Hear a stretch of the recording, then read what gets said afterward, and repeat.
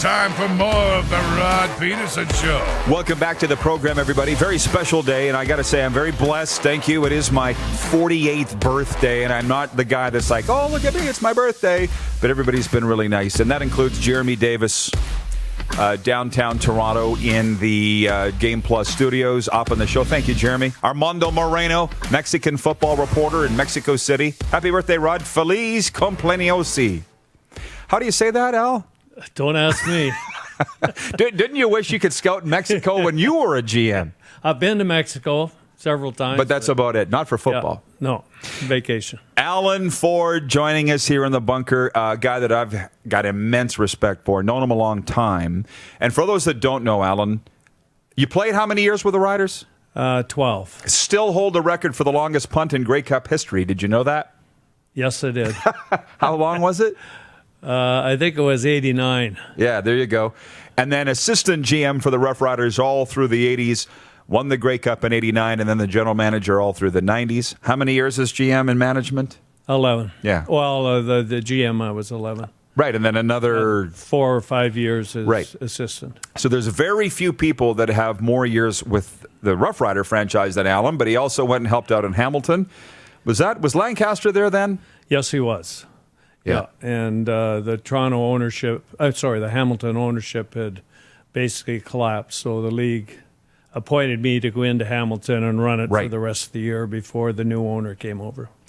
And then with the Alouettes, you scouted for a long time. And I was just mentioning Jim Popp. I mean, we've always been friends, but we've become close friends in the last year and a bit. And he watches the show down in North Carolina. He brought you on in Montreal for some time.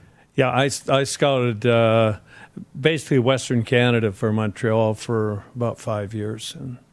And then when Jim left to go to Toronto, then I left Montreal. Did you go to Toronto too, or No, just I said, did I'm not. done? I said, that's it. Okay. I'm good Good now. for you. And the reason that I outlined all that is because when we're going to talk CFL here, now you know, here's a guy that knows. And just from the comments here, Nathan Zafar is watching in Florida. Happy birthday, Rod. That's Bob Hughes' nephew, just so you know. Thank you, Nathan. John Ohm in Winnipeg. Alan Ford, Rider royalty. Got to meet this man in Taylor Field. Love this guy. Looking great, Alan. And apologies to our Winnipeg and Manitoba viewers on Bell MTS cable. We're going to talk. It's not going to be all Riders here. Actually, probably not a ton. But just the plight that the CFL finds itself in now. I mentioned earlier in the 90s, I used to interview you every week, and you got tired of talking about those financial stories and which team was going to fold this week. You probably thought we were out of those years. Yeah, I sure hope so. Who would have predicted that this pandemic would come along, and what do you do? And there's no easy answer. There's kudos on both sides of the argument, but you know, the CFL isn't the type of league, in my opinion, that could weather what the NFL is going through now with teams having COVID outbreaks within the team. And the safest way was to just sit out a year. And when the vaccine becomes available to everybody or most people, then you've got a good chance of getting through the season without having to, say, put teams in a bubble like other leagues have done. It's just too expensive for the CFL to do that. And, you know, our major sponsor in the league that has been with us and been a big supporter, TSN, if it wasn't for TSN now, we would be like we were back in the 90s with teams just hanging on the brink. And TSN basically covers your player salaries, provided that you can keep those within reason.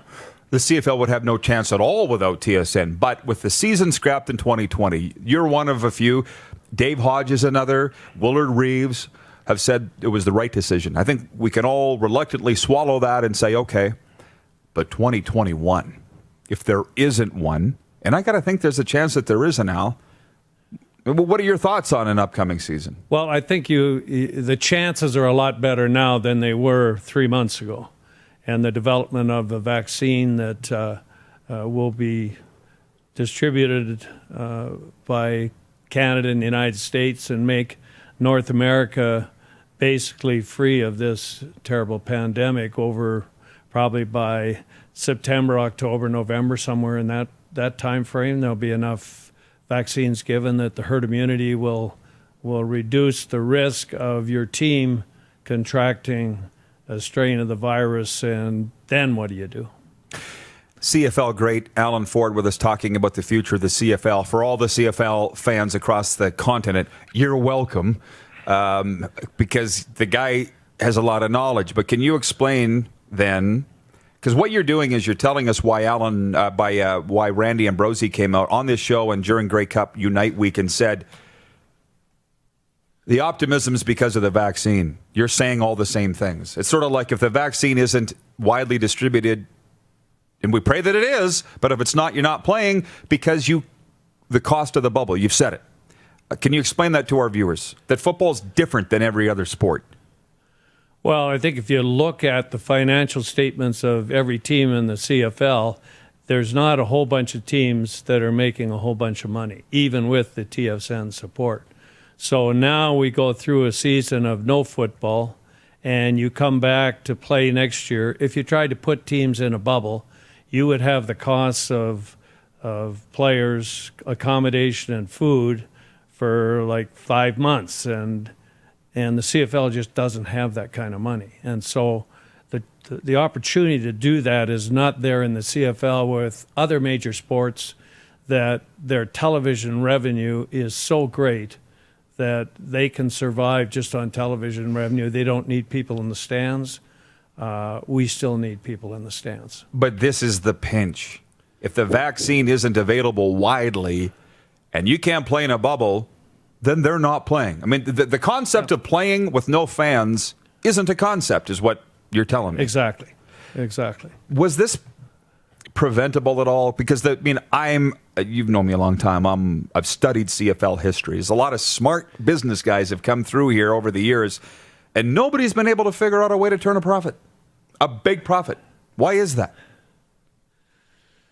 I guess that's just the way the league is structured and looks at itself. I think for the financial health of the league, as an overall, we're paying too much money for our players, and that's the major cost, and that's what's happening when you're right on that threshold of making a few dollars or losing a whole bunch of money.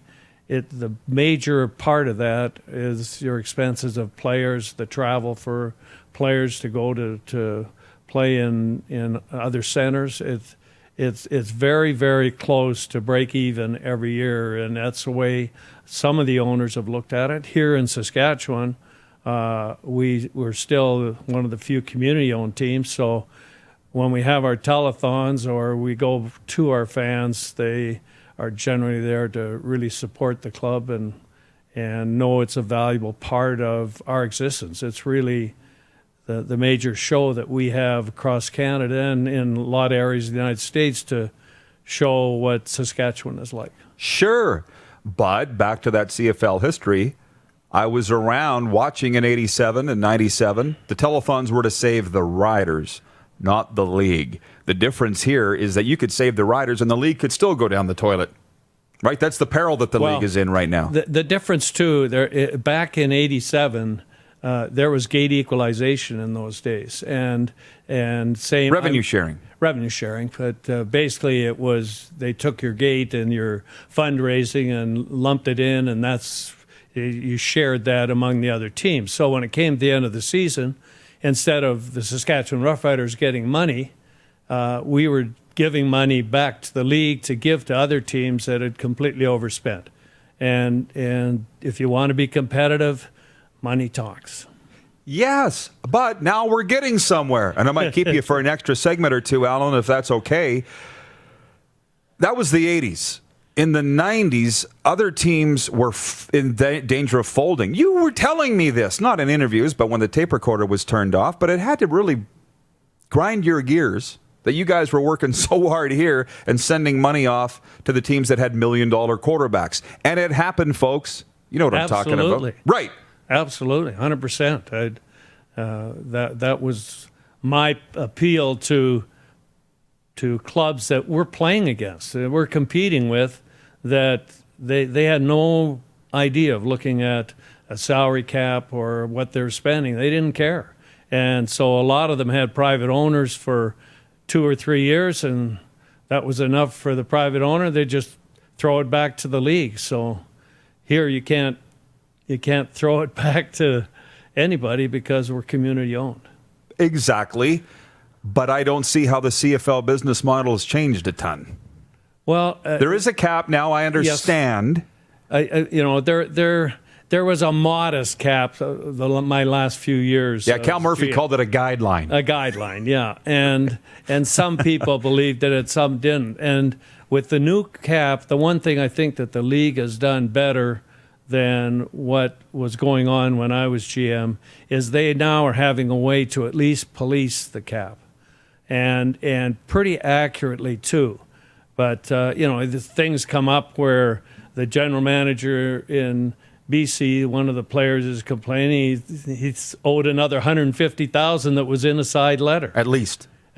And how do you, as a community-owned club, how do you compete with that? Well, you have to, if you got the guidelines in place, you have to be able to police them. Right. And I don't think we've heard the end of that BC situation. Well, we haven't heard the end of it, by the way. Probably not. And it's BC is probably not the only team. Well, of course not. And if I had a wish list, this is why I brought Alan Ford in. He's an absolute pillar of the CFL. I have 2 main wishes. If I really got going, I'd have about 20. But my top 2 are transparency of salaries and 2, a strict injury reporting system, because I would like to see the CFL follow the NFL model of betting, i.e. not stringing out injuries till game day to screw with the other team's coaching staff. Do you know what I mean? Is a guy in or is he out? On day one, name it, right? Not the secrecy, the shadiness of that Mike Riley deal. Will we ever get past those days? And do you see a day where salaries are announced, term and amount? I would say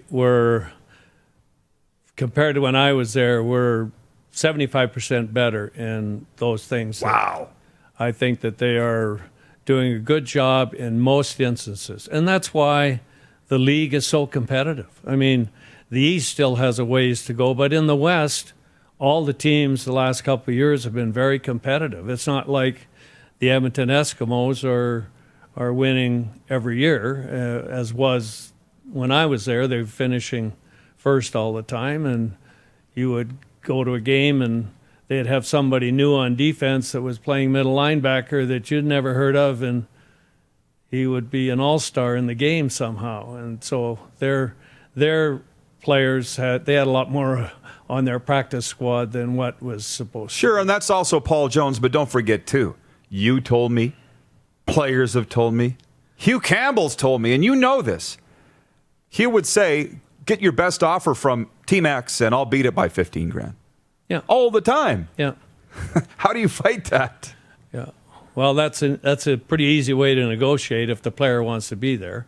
Yeah. Although, we some of the other clubs just don't have the money. Winnipeg and Saskatchewan, primarily community-owned, don't have the money to do that. No. Guys, let me know when we're to go to a break, because we're going to go another one.